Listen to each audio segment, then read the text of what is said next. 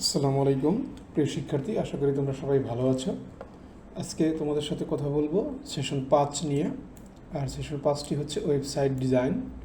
এই টপিকটি নিয়ে আজকে কথা বলবো। তো দেখো এখানে কি লেখা আছে, বর্তমান সময়ে অনলাইনে কোনো ব্যক্তি বা প্রতিষ্ঠানকে খুঁজে পাওয়ার জন্য ওয়েবসাইট খুবই গুরুত্বপূর্ণ। গ্রাহক বা নাগরিকের কোনো তথ্য পাওয়ার জন্য সংশ্লিষ্ট প্রতিষ্ঠানের ওয়েবসাইটে খোঁজ করে ওয়েবসাইটের মাধ্যমেই ওই প্রতিষ্ঠান বা সংস্থার কাজের স্বচ্ছতা ও জবাবদিহিতা নিশ্চিত করা যায়। যেমন কোনো অভিভাবক তার সন্তানকে স্কুলে ভর্তি করানোর সময় বিভিন্ন স্কুলের খোঁজ খবর নেওয়ার জন্য স্কুলগুলোর ওয়েবসাইটে খোঁজ নেয়। এছাড়া অভিভাবক এবং শিক্ষার্থীরা বিদ্যালয়ের বিভিন্ন নোটিশ এবং বিভিন্ন তথ্যের জন্য ওয়েবসাইটে খোঁজ করে। তাই আগের সেশনের পরিকল্পনা অনুযায়ী আমরা একটা ওয়েবসাইট বানাবো এবং অনুশীলন করবো। আর তার আগে ওয়েবসাইটটি তৈরির বিভিন্ন খুঁটিনাটি জেনে নেব। আচ্ছা, তার মানে এখানে মূল কথাটা হচ্ছে কি, যে কোনো একটা প্রতিষ্ঠানের যদি ওয়েবসাইট থাকে, সেই ওয়েবসাইট থেকে আমরা বিভিন্ন ধরনের তথ্য নিতে পারি এবং সেসব দেখতে পারি, এবং এটাকে জবাবদিহিতে করাটাও সহজ হয়ে যায়। এটা হচ্ছে অ্যাকচুয়ালি মূল ব্যাপার। একটা ওয়েবসাইট থাকলে সহজেই সব কিছু জানা যায়। আচ্ছা, তো এখন বলছে যে একটা ওয়েবসাইট তৈরি করার জন্য দুটি জিনিসের ধারণা থাকতে হবে। একটা হচ্ছে কি ডোমেইন নাম, অর্থাৎ ডোমেইন নেম, এটার সম্পর্কে ধারণা থাকতে হবে, এবং ওয়েব হোস্টিং। 2 নম্বরটা হচ্ছে কি ওয়েব হোস্টিং। তার মানে তোমার দুইটা জিনিস ধারণা থাকতে হবে, একটা হচ্ছে কি ওয়েব হোস্টিং আর একটা হচ্ছে ডোমেইন নেম। ডোমেইন নাম হলো একটা ওয়েবসাইটের নাম। আচ্ছা, উদাহরণস্বরূপ দেখো যে এখানে ওয়েবসাইটের নাম দেওয়া আছে youtube.com। যেমন আমরা ইউটিউব ব্যবহার করি, সেখানে কি youtube.com হচ্ছে ডোমেইন নাম, বা google.com এটা হচ্ছে ডোমেইনের নাম, কিংবা wikipedia.org মানে অর্গ, এটাও কি একটা ডোমেইনের নাম। এরকম অনেক ডোমেইনের নাম আছে। যেমন আমাদের ডোমেইনের নাম হচ্ছে mixfab.com। আবার ফেসবুকের ডোমেইনের নাম কি facebook.com। এগুলো কি একটা ডোমেইনের নাম, অর্থাৎ কোনো একটা ওয়েবসাইট বা প্রতিষ্ঠানকে চেনার জন্য যা দিয়ে আমরা চিনি সেটাই হচ্ছে অ্যাকচুয়ালি ডোমেইন নাম। দেখো কি বলছে, যে যা দিয়ে সবাই ওয়েবসাইটটিকে চিনে, বা কাউকে যদি কোনো ওয়েবসাইট ব্রাউজ করতে বলা হয়, তাহলে ওয়েবসাইটটির ডোমেইন নাম দিলেই সে খুঁজে পাবে, তাই তো? তারপরে কি বলছে, ডোমেইন নাম ক্লায়েন্ট কম্পিউটারকে ওয়েব সার্ভারের সাথে সংযোগ স্থাপন করতে সাহায্য করে। প্রত্যেকটা ওয়েবসাইটের একটা নির্দিষ্ট আইপি অ্যাড্রেস থাকে, অর্থাৎ একটা ওয়েবসাইটের জন্য একটা নির্দিষ্ট আইপি অ্যাড্রেস থাকে। আইপি অ্যাড্রেসটা হচ্ছে কি দেব, একদম ইউনিক। ঠিক আছে, ধরো কোনো একটা ওয়েবসাইটের আইপি অ্যাড্রেস এটা, তার মানে এটা যদি তুমি লিখে ওই ব্রাউজারে সার্চ করো, তাহলে সেই ওয়েবসাইটটি পেয়ে যাবে।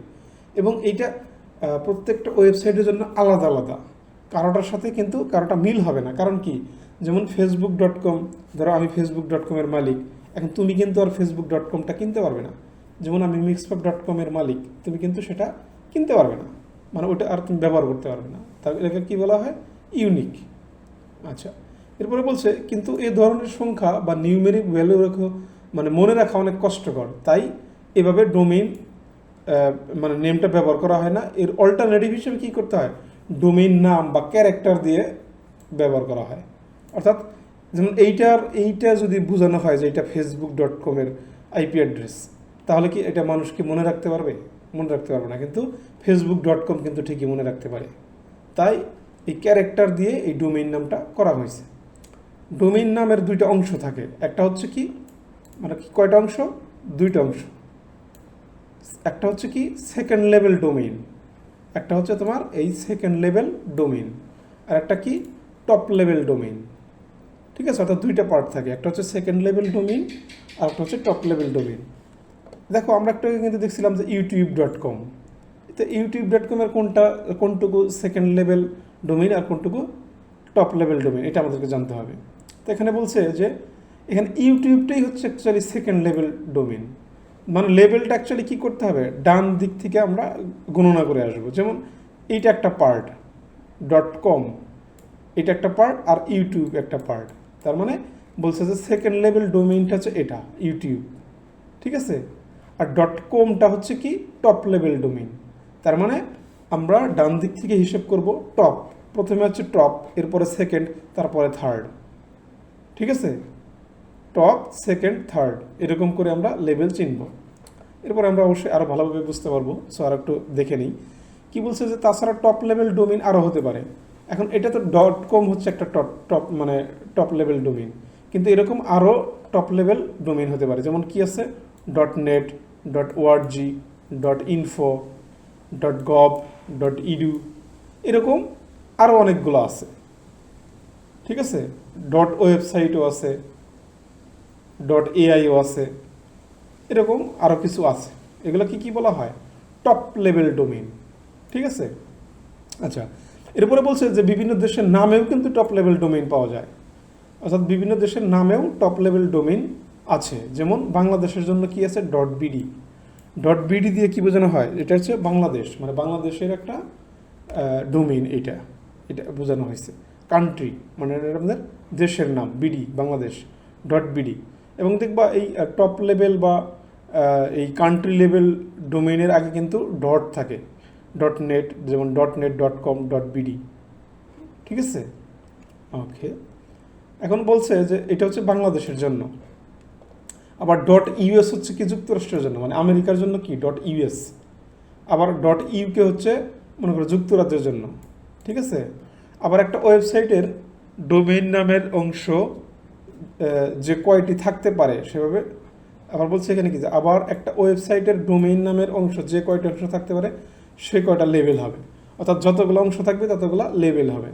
যেমন টপ লেভেল একটা হবে কি, যে টপ লেভেল যেটা আমরা ডান দিক থেকে হিসেব করব, যে টপ লেভেল, এরপরে সেকেন্ড লেভেল, এরপরে থার্ড লেভেল ইত্যাদি। যেমন এইখানে দেখো, এখানে কি বলছে, যেমন এইটা থাকবে কি আমার টপ লেভেল, এরপর এটা সেকেন্ড লেভেল, এটা হচ্ছে আমার থার্ড লেভেল, ঠিক আছে। তার মানে এখানে দেখো, এখানে টপ লেভেল হচ্ছে কি বিডি এর আওতায় সেকেন্ড লেভেল ডোমেইনটা হচ্ছে কি এই .gov, তাই না। আর .gov .bd আওতায় থার্ড লেভেল ডোমেইনটা হচ্ছে কি এক্সাম্পল, ঠিক বলছি না? তাহলে কি বিডি হচ্ছে টপ লেভেল, .gov হচ্ছে কি সেকেন্ড লেভেল, আর এক্সাম্পল হচ্ছে থার্ড লেভেল।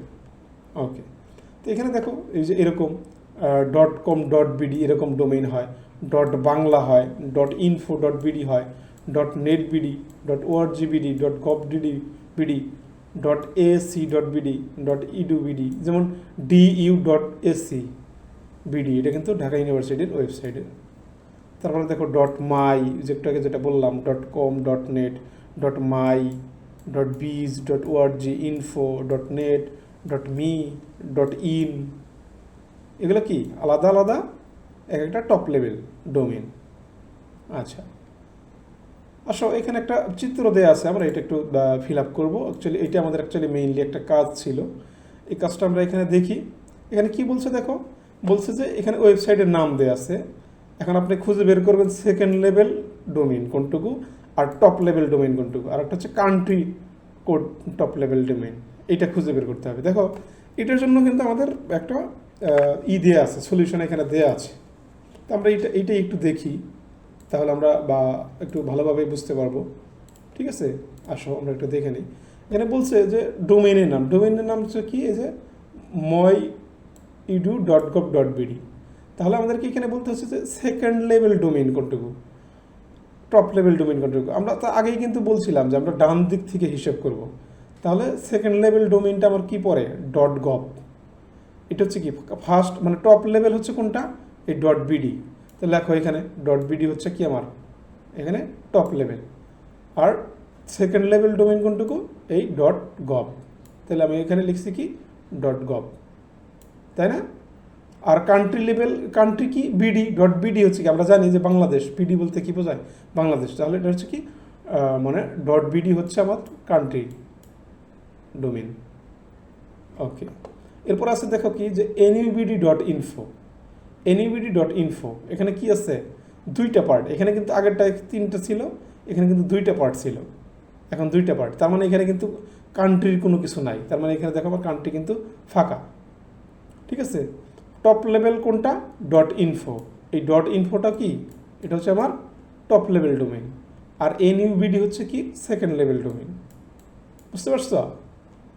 এরপরে দেখো এখানেও কিন্তু দুইটা পার্ট, একটা হচ্ছে microsoft.com, তার মানে .com হচ্ছে কি আমার টপ, তাই না, টপ লেভেল। আর মাইক্রোসফট কি, এটা হচ্ছে সেকেন্ড লেভেল। এখানে কিন্তু আর কান্ট্রি নাই, ঠিক আছে। এরপরে দেখো এটাও কিন্তু সেম, দুইটাই পার্ট, OECD.org। তার মানে এটা কিন্তু দুইটাই, OECD হচ্ছে কি মানে সেকেন্ড লেভেল, আর এটা এটা হচ্ছে টপ লেভেল ORG, এটা কান্ট্রি কোড কিন্তু নাই, কান্ট্রি ডোমেইন নাই।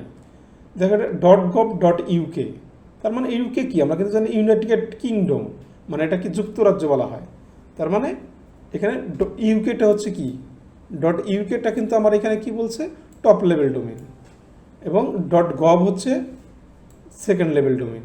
এবং ইউকে যেহেতু একটা কান্ট্রি, দ্যাটস ওয়াই এটা কি হয়েছে যে ইউকে হচ্ছে country code top level domain. ঠিক আছে, আবার দেখো এখানে du.ac.bd, এখানে কি কয়টা পার্ট, 3টা পার্ট, মানে আমার ডটের হিসাব করতে হবে, ডট থেকে আমি দেখবো যে কয়টা পার্ট। www এর পরে যে ডট এইটুকু বাদ দিয়ে হিসাব করবো আমরা, এটা কমন, এটা না দিলেও চলে। তুমি দেখবা ব্রাউজারে কিন্তু এতটুকু না লিখলেও হয়, এতটুকু কিন্তু আমাদের লিখতে হয় না, শুধু microsoft.com লিখলেই হয়। তার মানে এই আগেরটুকু বাদ, ঠিক আছে, আমাকে চিন্তা করতে হবে পরেরটুকু। তাহলে আমার এটা কয়টা পার্ট আছে, .bd, .ac.du, তাহলে কি .bd হচ্ছে আমার টপ লেভেল ডোমেইন, আর .ac হচ্ছে আমার কি সেকেন্ড লেভেল ডোমেইন।